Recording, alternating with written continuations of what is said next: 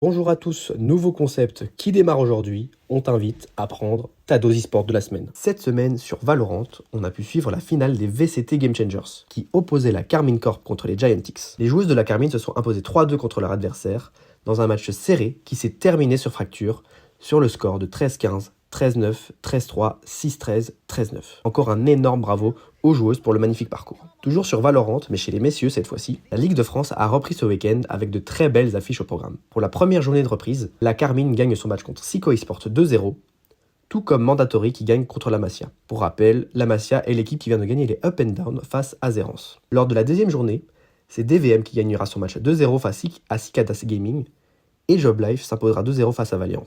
Pendant la soirée, on pourra suivre la suite de la ligue avec Karmine contre Valiant et Mandatory contre Cicadas Gaming. Et demain, Job Life contre Siko Esports et DVM contre la Masia.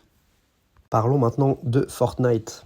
On a pu suivre cette semaine la Division 1. Après 2 jours de qualification qui se déroulaient le mercredi et le jeudi, plusieurs trios français étaient de la partie. Malheureusement, journée compliquée pour les 3 qui terminent top 17 pour Podasai XY Zertkill, top 25 pour Akira, Skyjump et Kurama, et top 33 pour Shekos, Pyrose et Platzi. Pour ce qui est des gagnants, c'est évidemment Vico, Veno et Flixi qui remportent la grande finale avec un magnifique cash prize de 22 500 $. Cela reste pourtant une très bonne finale pour la team Avoc, qui font de très bons résultats avec les joueurs européens. Wox, top 2, Nathan, top 4, Dela, top 5, Radeon, top 11 et Pixie, avec son duo Vaniac de chez Gentlemates, top 15. Parlons de League of Legends. La semaine dernière, nous avons pu suivre les IMEA Masters. Nos représentants français étaient la Karmine Corp Blue, la deuxième équipe de la Karmine Corp, ainsi que ICI Japon Corp. Ils se sont tous les deux qualifiés dans leur phase de groupe respectif.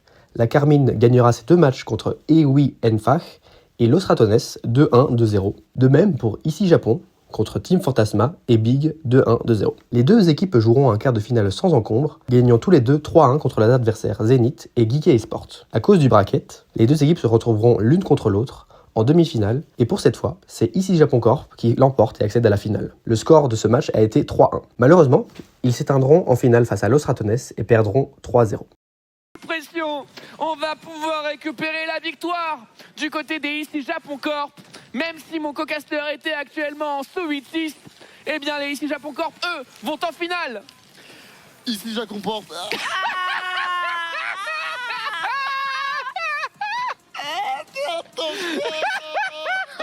Même ça sur Rival Whipping, gros. Même la...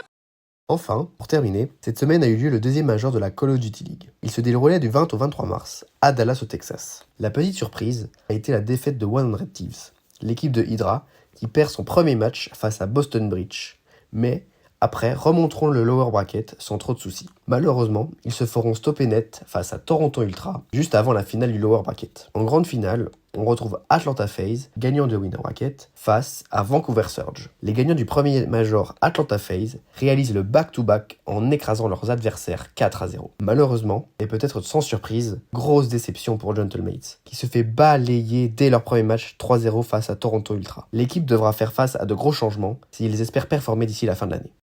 Merci de nous avoir suivis, et à la semaine prochaine pour ta dose e-sport.